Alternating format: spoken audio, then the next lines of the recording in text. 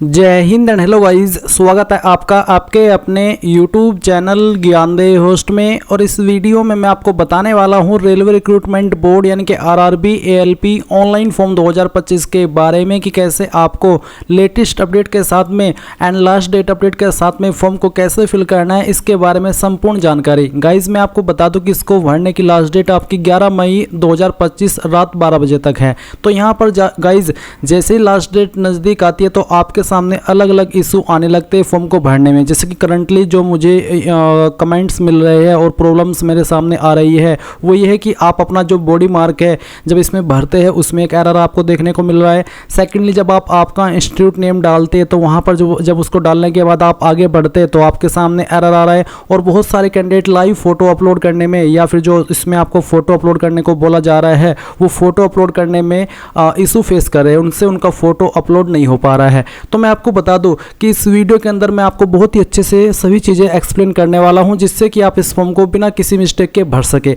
अगर आपके सामने यहां पर ये वीडियो देखने के बाद भी कोई एरर आ रहा है तो गाइज आप लोग जो यहां पर टेक्निकल नंबर दिए गए इनके ऊपर कॉल कीजिए, ईमेल कीजिए, ताकि जो आरआरबी का इस वेबसाइट को हैंडल करने का टीम है वो इसको कंसिडर करके जो भी इसके अंदर इशू है उनको सोल्व करे। सेकेंडली मैं आपको कहूँगा कि आप अपना फॉर्म रात में 1 बजे 2 बजे 3 बजे ट्राई कीजिएगा, क्योंकि उस वक्त वेबसाइट के ऊपर बहुत ही कम ट्रैफिक होता है और फिर वेबसाइट का सर्वर भी स्मूथली काम करता है। क्योंकि ये जो इशू आपके सामने आते हैं इस तरह के, ये सभी जब ज़्यादा संख्या में कैंडिडेट वेबसाइट के ऊपर विजिट करते हैं इस वजह से वेबसाइट का जो सर्वर है वो डाउन हो जाता है और इसी वजह से ये इशू आते हैं।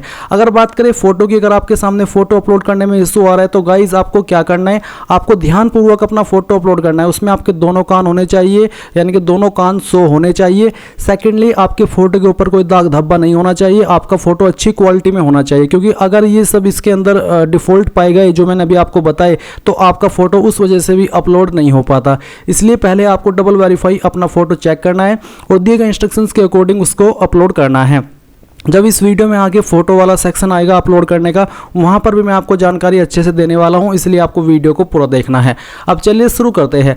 अगर आपने अभी तक वीडियो को लाइक शेयर नहीं किया कर दीजिएगा और चैनल को जरूर सब्सक्राइब कर लेना, क्योंकि यहाँ पर आपको आगे भी इसके बारे में सभी अपडेट मिलते रहेंगे। फिर जो लिंक मैंने आपको इस वीडियो के डिस्क्रिप्शन में दिया है आप ओपन करेंगे। इसको ओपन करने के बाद आपको जानने को मिलेगा कि इसमें 9,970 पोस्ट निकाले गए हैं। फॉर्म आप लोग 11 मई 2025 तक भर पाएंगे और अभी तक ऐसा कोई अपडेट भी नहीं आया कि आपकी लास्ट डेट आगे बढ़ रही है। तो अगर ऐसा कोई अपडेट आएगा वो आपको बता दिया जाएगा।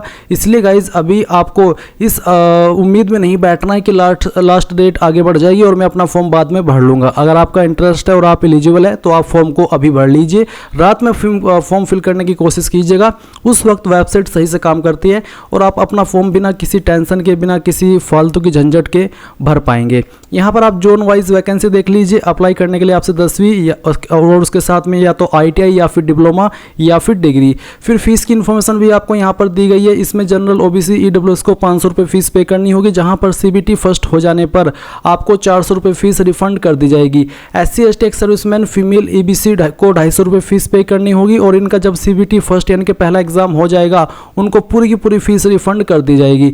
ये सभी इन्फॉर्मेशन चेक करने के बाद अगर आप इसमें स्टिल इंटरेस्टेड है फॉर्म को फिल करने के लिए तो आप इंपोर्टेंट लिंक के सेक्शन में आएंगे और अप्लाइंग ऑनलाइन लिंक को ओपन करेंगे। इसके बाद गाइज आपके सामने यहाँ पर आरआरबी की ये ऑफिशियल वेबसाइट आ जाएगी। ये वही वेबसाइट है जो कि 2024 के अंदर भी आपने देखी होगी अगर आपने रेलवे का कोई भी फॉर्म भरा होगा। तो मैं आपको बता दूं कि अगर आपने रेलवे का 2024 के अंदर कोई भी फॉर्म भरा है तो गाइज पहले से आपका अकाउंट बना हुआ है, आप यहाँ पर नया अकाउंट नहीं बनाएंगे। आप सिंपली अप्लाई के सेक्शन पर क्लिक करके ऑलरेडी हैव एन अकाउंट इसके ऊपर क्लिक करेंगे और फिर यहाँ पर सिलेक्ट करेंगे कि आपको किस माध्यम से इसमें साइन इन या फिर लॉगिन होना है। जैसे कि लॉगिन विद आधार, जहाँ पर आपको अपना आधार नंबर डालना होगा, जनरेट आधार OTP करना होगा। आपके नंबर पर एक OTP जाएगा जो कि आधार के साथ में लिंक है, जो कि आप यहाँ पर डालेंगे और फिर आई एम नॉट रोबोट के ऊपर क्लिक करके लॉगिन कर लेंगे। पर गाइज अगर आपको इसमें कोई इशू आ रहा है तो आप यहाँ पर लॉगिन विद आरआरबी अकाउंट इसके ऊपर क्लिक करेंगे और जो आपने नंबर या ईमेल रजिस्टर किया था रजिस्ट्रेशन करते समय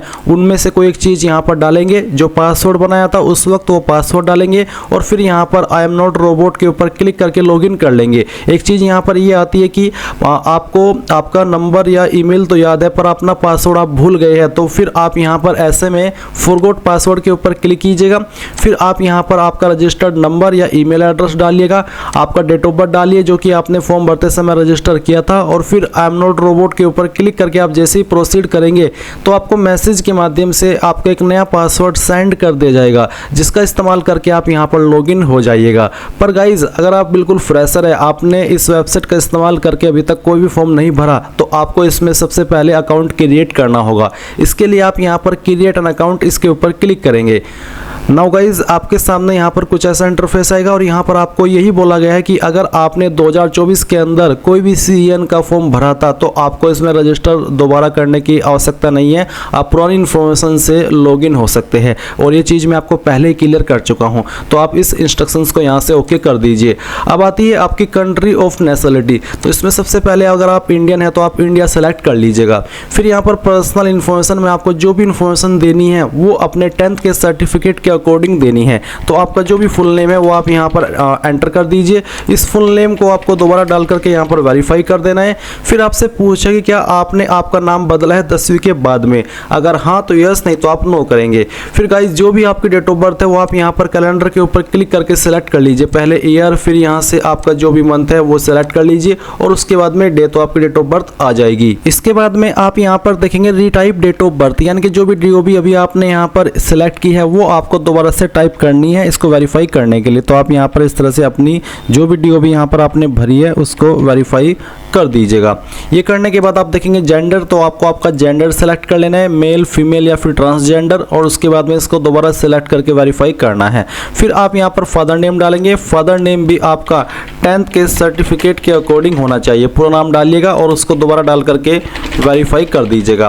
फिर आएगा मदर नेम, तो आपको माता जी का नाम यहाँ पर अपनी देना है और इसको भी आपको दोबारा से डाल करके वेरीफाई कर देना है।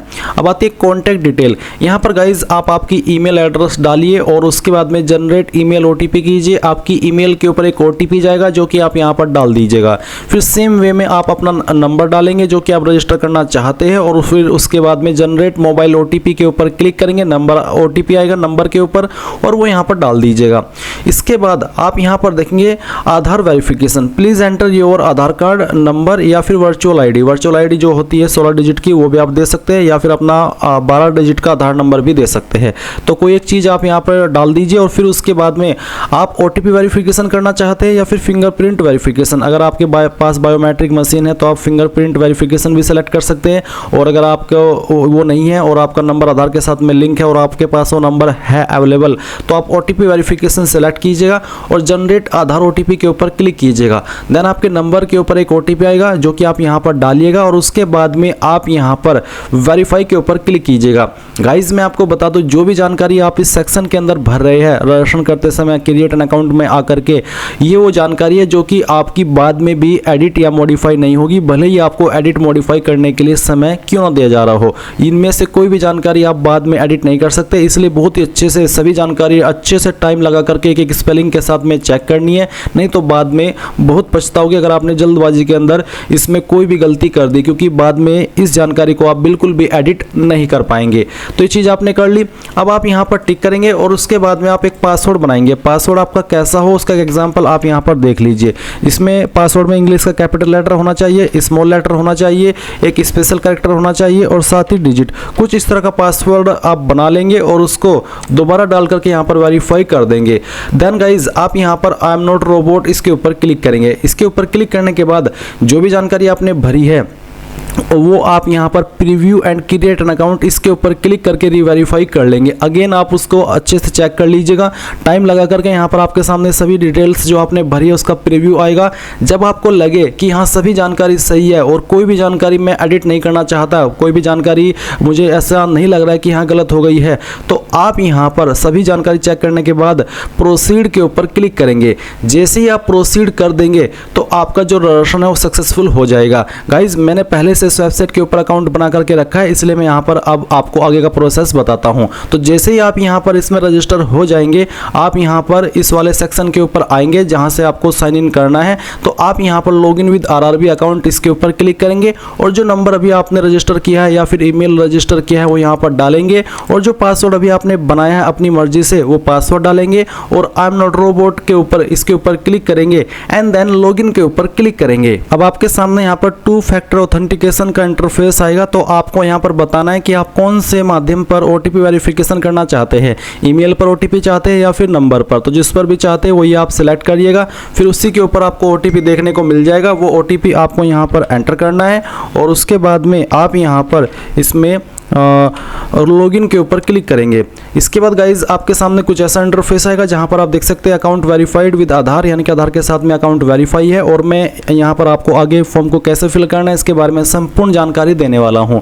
तो आप ऑनलाइन एप्लीकेशन के सेक्शन में आएंगे और यहां पर आपको आपका जोन सेलेक्ट करना है जिसके अंदर आप अप्लाई करना चाहते हैं। ये सिलेक्ट करने के बाद में आप I am not currently liberated by any RRB और आरआरसी इसके ऊपर क्लिक करेंगे और नेक्स्ट के ऊपर क्लिक कर देंगे। अब गाइज आपके सामने यहाँ पर कुछ इस तरह से जानकारी फिल करने के ऑप्शन आएंगे। तो सबसे पहले आपको आपका मैरिटल स्टेटस बताना है, अनमैरिड या फिर मैरिड। उसके बाद में आपको आपका रिलीजन सेलेक्ट कर लेना है। फिर आपसे पूछे do you wish to avail fee exemption, यानी कि जो SC ST को इसमें फीस रिफंड हो जाएगी पूरी की पूरी, क्या आप वो लेना चाहेंगे। अगर आप फी एग्जाम्शन लेना चाहते हैं या फिर जो इसमें जनरल OBC कैंडिडेट भी है उनको CBT फर्स्ट देने के बाद में 400 रुपये फीस रिफंड होगी, क्या आप वो फी एग्जाम्शन लेना चाहते हैं कि हाँ मैं चाहता हूँ मेरा CBT फर्स्ट हो जाने के बाद में जो फीस है 400 रुपये वो रिफंड कर दी जाए और SC ST को पूरी की पूरी फीस रिफंड कर दी जाए। अगर आप उसके लिए इच्छुक हैं, मैं लेना चाहता हूँ अपनी फ़ीस, तो आप इसमें यस करें। अगर आपने इस ऑप्शन में नो कर दिया तो फिर गाइज आपको आपकी फ़ीस रिफंड नहीं होगी, क्योंकि आपने यहाँ पर मना कर दिया कि मैं अपनी फ़ीस RRB को ही देना चाहता हूँ और वो कोई भी फ़ीस वापस नहीं लेना चाहता। इसलिए सभी कैंडिडेट को इसमें यस करना होगा। इसके बाद में गाइज यहाँ पर आप देखेंगे मदर टंग, यानी कि आपकी मातृभाषा। तो आपको आपकी मातृभाषा सेलेक्ट कर लेनी है। फिर choice of language for examination, किस लैंग्वेज के अंदर आप आपका एग्जाम देना चाहते हैं वो लैंग्वेज आप सेलेक्ट कर ले। ये लैंग्वेज भी आपको सोच समझ करके अच्छे से चेक करके यहाँ पर सेलेक्ट करनी है, क्योंकि अगर आपने यहाँ पर कोई और लैंग्वेज सेलेक्ट कर दी और फिर जब आपका पेपर आएगा तो उसी लैंग्वेज में आएगा और अगर वो लैंग्वेज आपको न आती हो तो फिर ऐसे में आप पेपर हल नहीं कर पाएंगे। इसलिए अच्छे से सोच समझ करके जो लैंग्वेज आपको आती है वही सिलेक्ट करना। अब है permanent visible mark of identification first, आपकी बॉडी के ऊपर वो निशान जिससे आपकी बॉडी की पहचान होती है। अब बहुत सारे कैंडिडेट इस वाले ऑप्शन में प्रॉब्लम फेस कर रहे हैं कि उनसे यहाँ पर डिटेल्स फिल नहीं हो पा रही है, पर जैसे कि मैं देख पा रहा हूँ मेरे सामने कोई भी इशू नहीं आ रहा है। और अगर मैं आपको टाइम दिखाऊं कि किस वक्त मैं इस वीडियो को रिकॉर्ड कर रहा हूँ तो आपको एक बार दिखाता हूँ। अभी 12:32 हुए हैं, सैटरडे 3 मई 2025 है। तो अभी इस टाइम तक तो मेरे सामने इसमें कोई इशू नहीं आ रहा है। अगर आपके सामने आ रहा है तो गाइज आपको एक बार वेबसाइट को रिफ्रेश कर लेना है। और गाइज अगर आप इस फॉर्म को कंप्यूटर से भरेंगे या लैपटॉप से भरेंगे तो ज़्यादा अच्छा रहेगा, क्योंकि ये जो वेबसाइट है वो लैपटॉप और डेस्कटॉप मोड में थोड़ा अच्छे से ओपन होती है। और अगर आप अपना ये फॉर्म मोबाइल से भर रहे हैं तो मैं आपको सजेस्ट करूंगा कि आप इस वेबसाइट को डेस्कटॉप मोड में ओपन करें और अपने मोबाइल को ऐसे चलाएं जैसे कि आप मोबाइल में कोई गेम खेलते हैं या वीडियो देखते हैं, यानी कि आपको इसको लैंडस्केप मोड में चलाना होगा। और वेबसाइट को राइट साइड में 3 डॉट के ऊपर क्लिक करके डेस्कटॉप मोड में ओपन कर लेना है। तो फिर आपके सामने ऑप्शन सही से ओपन होंगे और इसी तरह से ओपन होंगे जैसे कि एक डेस्कटॉप में होते हैं। फिर आपके सामने ये इस तरह का कोई भी एरर नहीं आएगा। इसके बाद विजिबल परमानेंट सेकंड मार्क, तो अगर आपकी बॉडी के ऊपर एक से ज़्यादा मार्क है तो आप यहाँ पर लिख दीजिए उस मार्क के बारे में, नहीं तो आप यहाँ पर नो मार्क लिख देंगे। फिर आती है कम्युनिटी डिटेल्स, यानी कि आपकी कास्ट कैटेगरी की जानकारी। तो सबसे पहले आपको यहाँ पर बताना है कि आपकी कास्ट कैटेगरी कौन सी है, जो भी है वही आपको सेलेक्ट कर लेनी है। फिर पूछे do you come under OBC non creamy layer, अगर आप OBC है तो आपके सामने ये वाला ऑप्शन आएगा जहाँ पर आपको बताना है कि आप OBC नॉन क्रीमी लेयर से आते हैं। अगर हाँ तो यस, नहीं तो आप नो करेंगे। अब आपको कैसे पता है कि आप OBC नॉन क्रीमी लेयर में आते हैं या फिर नहीं, तो आपका जो कास्ट सर्टिफिकेट बना हुआ है जो कि सेंट्रल का होना चाहिए वो आपको चेक करना है। उसमें आपको देखने को मिल जाएगा, उसमें लिखा हुआ होता है कि आपकी कास्ट क्रीमी लेयर में आती है या फिर नॉन क्रीमी लेयर में आती है। तो आपको वो चेक करना है और उसके अकॉर्डिंग यहाँ पर यस नो आंसर कर देना है। फिर आपकी कास्ट कौन सी है, वैसे तो मैंने यहाँ पर मलिक लिखी है बट मेरी जो कास्ट है वो तेली है, तो यहाँ पर मैं इसको लिख देता हूँ। और इसी तरह से आपको आपकी जो भी कास्ट है, चाहे वो गुज्जर हो, राजपूत हो, जो भी है बेसिकली वो आप यहाँ पर लिख दीजिएगा। फिर कम्युनिटी सर्टिफिकेट नंबर, ये भी आपको आपके कास्ट कैटेगरी सर्टिफिकेट के ऊपर देखने को मिल जाएगा। आप यहाँ पर आपका सर्टिफिकेट चेक करते हुए नंबर डाल दीजिएगा। अब किसके द्वारा आपका सर्टिफिकेट जारी हुआ है उस अधिकारी की पोस्ट को आपको सेलेक्ट करना है। अब ये कहाँ पर मिलेगा, आपको आपका सर्टिफिकेट चेक करना है, जहाँ पर उस पर मोहर लगी हुई होती है या फिर जहाँ पर उस पर साइन होते हैं वहीं पर आपको नीचे की तरफ देखने को मिल जाता है सक्षम अधिकारी के बाद में उस पोस्ट का नाम जिस पोस्ट ने उसको जारी किया है। तो जनरली ये सर्टिफिकेट आपका तहसीलदार, नायब तहसीलदार, डीएम, सीओ इन पोस्ट के अधिकारी द्वारा जारी होता है। आपको आपका सर्टिफिकेट चेक करना है और उस पर जो भी पोस्ट लिखी है वही आपको सेलेक्ट कर लेनी है। फिर कौन सी स्टेट के द्वारा जारी हुआ है वो स्टेट आप सिलेक्ट कर लेंगे एंड किस डेट में आपने सर्टिफिकेट बनवाया है वो डेट भी आपको यहाँ पर कैलेंडर के ऊपर क्लिक करके सिलेक्ट कर लेनी है। इसके बाद गाइज आप यहाँ पर नीचे की तरफ आएंगे और देखेंगे पोस्टल एड्रेस डिटेल। तो जो आपका एड्रेस है वो आप यहाँ पर बताइए, आपकी स्टेट सेलेक्ट कीजिए पहले, फिर आपकी डिस्ट्रिक्ट, उसके बाद में आपका एड्रेस क्या है वो एड्रेस सेलेक्ट कर लेंगे। आपकी प्रेजेंट नियरेस्ट सिटी या फिर मेजर टाउन कौन सा है वो आप यहाँ पर एंटर करेंगे और अपना पिन कोड भी डाल देंगे। इसके बाद अगर आपका प्रेजेंट और परमानेंट एड्रेस एक है, अलग अलग नहीं है, तो आप यहाँ पर इस बॉक्स को टिक कर दीजिएगा। इसको टिक करने के बाद आपने जो इन्फॉर्मेशन प्रेजेंट एड्रेस में भरी है वो परमानेंट एड्रेस में भी आ जाएगी, पर अगर अलग अलग है तो अनटिक करके अलग से आप अपना परमानेंट एड्रेस भर सकते हैं। और फिर गाइज सभी जानकारी चेक करते हुए आप सेव करेंगे और उसके बाद नेक्स्ट के ऊपर क्लिक कर देंगे। अब आपके सामने यहाँ पर कुछ अन्य जानकारी आ चुकी है जहाँ पर आपको कुछ सवालों के आंसर करने हैं, जैसे कि क्या आप एक्स सर्विसमैन है, अगर हाँ तो यस, नहीं तो आपको नो करना है। फिर है क्या आप इकोनॉमिकली बैकवर्ड क्लास से आते हैं, एबीसी सर्टिफिकेट होल्डर है, अगर हाँ तो यस, नहीं तो यहाँ पर भी आपको नो करना है। फिर है are you an employee of Indian Railways, क्या आप इंडियन रेलवेज के एम्प्लॉय है, अगर हाँ तो यस, नहीं तो यहाँ पर भी आपको नो करना होगा। फिर है current employment details, name of the current department organisation, तो आपका कोई करंट डिपार्टमेंट है जैसे कि सेंट्रल गवर्नमेंट, स्टेट गवर्नमेंट या पीएसयू तो आप बताएंगे, अगर आप नहीं है बेरोजगार है तो आप नॉट एप्लीकेबल के ऊपर क्लिक कीजिएगा। उसके बाद details of course completed act apprentice, are you a course completed act apprentice in railway establishment and processing NAC guaranteed by NCVT, क्या आपने आपका अप्रेंटिसशिप कर लिया है और आप यहाँ पर एनसीवीटी के द्वारा आपका जो सर्टिफिकेट है वो प्राप्त करने वाले हैं, अगर हाँ तो यस, नहीं तो आप नो करेंगे। अब आपको यहाँ पर आपकी बैंक की डिटेल्स देनी है जहाँ पर आपकी फीस को रिफंड किया जाएगा। तो गाइज इसमें आप refund of fee account holder name यानी कि किस नाम पर बैंक अकाउंट है वो नाम डालेंगे, फिर यहाँ पर अकाउंट का नंबर डालेंगे, उसको दोबारा डाल करके वेरीफाई करेंगे और उसके बाद refund of fee bank IFSC code यानी कि जो आपका बैंक का आईएफएससी कोड है वो यहाँ पर भरिएगा, ये आपको आपकी चेकबुक या फिर पासबुक के ऊपर मिल जाएगा। जैसे ही आप ये डालने के बाद कंफर्म करेंगे तो आपको बैंक नेम और आपका बैंक का एड्रेस ऑटोमेटिकली देखने को मिलेगा कि फैच कर लिया गया है। इसके बाद आप यहाँ पर सेव करेंगे और फिर नेक्स्ट के ऊपर क्लिक कर देंगे। अब आपके सामने यहाँ पर क्वालिफिकेशन की जानकारी आ चुकी है। तो मैंने पहले से इस फॉर्म को भर करके रखा है या फिर कह लीजिए कि मैंने पहले से अपना अकाउंट बना करके रखा है, इसलिए मेरी 10वीं की जानकारी यहाँ पर पहले से फिलअप है। मैं इसको यहाँ पर डिलीट करके, यहाँ पर बोला यू कैन नॉट डिलीट यानी कि 10वीं की जानकारी डिलीट नहीं हो रही, तो चलिए मैं इसको एडिट करके दिखाता हूँ। तो सबसे पहले आप यहाँ पर अगर फ्रेशर के रूप में फॉर्म को भर रहे हैं तो अपनी 10th की इन्फॉर्मेशन ऐड करेंगे, जिसमें कि सबसे पहले आपको आपकी स्टेट बतानी होगी कि कौन सी स्टेट से आपने आपकी 10वीं की है, किस डिस्ट्रिक्ट से की है, फिर आपके बोर्ड का नाम, उसके बाद में किस डेट में आपने पास कर ली थी वो डेट आप यहाँ पर इस तरह से कैलेंडर के ऊपर क्लिक करके सिलेक्ट कर लीजिएगा, फिर 10वीं का रोल नंबर जो भी आपका था और फिर उसके बाद में SSLC matriculation, SSC 10th class certificate serial number, यहाँ तो आपने रोल नंबर भरा और यहाँ पर आपको आपकी 10th का जो सीरियल नंबर है वो यहाँ पर डाल देना है। ये आपको आपकी मार्कशीट या फिर सर्टिफिकेट के ऊपर देखने को मिल जाएगा। उसके बाद आप इसको ऐड के ऊपर क्लिक करके ऐड कर देंगे। इसके बाद गाइज ये जानकारी आपकी यहाँ पर ऐड हो जाएगी। देन आप यहाँ पर क्वालिफिकेशन के सेक्शन पर क्लिक करेंगे और आप यहाँ पर 4 विकल्प देखेंगे। इन चारों विकल्प में से किसी एक विकल्प के माध्यम से आप इसमें अप्लाई करने के लिए एलिजिबल हो सकते हैं। यानी कि अगर आपके पास 3 ईयर डिप्लोमा है तो आप वो भी सिलेक्ट करके जानकारी भर सकते हैं। तो चलिए मैं एक एक करके सभी का बताता हूँ। अगर आपके पास ये है तो आप 3 year diploma in engineering select कर लेंगे, फिर आपका इनमें से डिसिप्लिन बताएंगे। आपका जो डिप्लोमा है 3 ईयर का वो इनमें से किसी एक डिसिप्लिन में होना चाहिए, तभी आप एलिजिबल हो पाएंगे। उसके बाद में आपको आपकी स्टेट बतानी होगी जहाँ से आपने ये किया है, फिर आपकी डिस्ट्रिक्ट बतानी होगी जिस डिस्ट्रिक्ट से आपने क्वालिफिकेशन की है। उसके बाद में आपको आपके कॉलेज या फिर यूनिवर्सिटी का नाम बताना होगा, तो जहाँ से भी किया है उसका नाम आप यहाँ पर डाल दीजिएगा। ये डालने के बाद में आप यहाँ पर देखेंगे डेट ऑफ पासिंग, कब आपने क्वालिफिकेशन पास कर ली थी वो डेट आपको यहाँ पर सिलेक्ट कर लेनी है इस तरह से। उसके बाद में आप यहाँ पर आपकी जो परसेंटेज है वो डाल देंगे। अगर आपके नंबर CGPA के अंदर थे तो आप यहाँ पर उनको परसेंटेज में कन्वर्ट करके फिल करेंगे और फिर यहाँ पर ऐड के ऊपर क्लिक करेंगे तो ये जानकारी आपकी ऐड हो जाएगी। अब गाइज मान लीजिए आपके पास 3 ईयर का डिप्लोमा नहीं है, आपके पास तो डिग्री है इंजीनियरिंग डिसिप्लिन में, तो आप ये सेलेक्ट कर लेंगे। फिर डिसिप्लिन आपको बताना होगा सेम वे में, आपकी स्टेट, आपकी डिस्ट्रिक्ट और आपका यूनिवर्सिटी या फिर कॉलेज, डेट ऑफ पासिंग और परसेंटेज। अब मान लीजिए आपके पास ITI है तो आप ITI की जानकारी कैसे भरेंगे वो जान लीजिए। यहाँ पर आपको ITI सेलेक्ट करने के बाद में बताना कि इनमें से किस ट्रेड में है। जो आपकी ITI वो आपकी इनमें से किसी एक ट्रेड में होनी चाहिए, तभी आप इस पर अप्लाई करने के लिए एलिजिबल होंगे।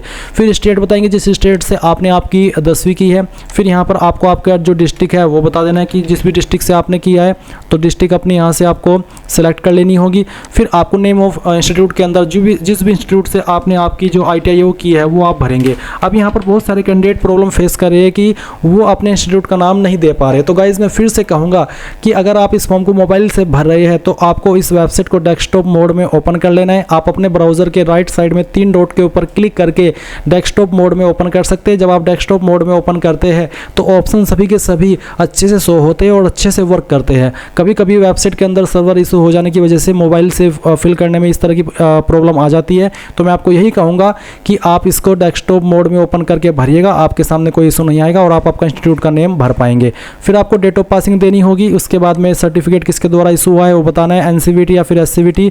उसके बाद सर्टिफिकेट टाइप क्या है, नेशनल ट्रेड सर्टिफिकेट है या फिर स्टेट ट्रेड सर्टिफिकेट है, ये आपको आपके सर्टिफिकेट के ऊपर देखने को मिलेगा। उसी के अकॉर्डिंग आपको यहाँ पर सिलेक्ट कर लेना है। फिर आप ऐड के ऊपर क्लिक करेंगे तो जानकारी आपकी ऐड हो जाएगी।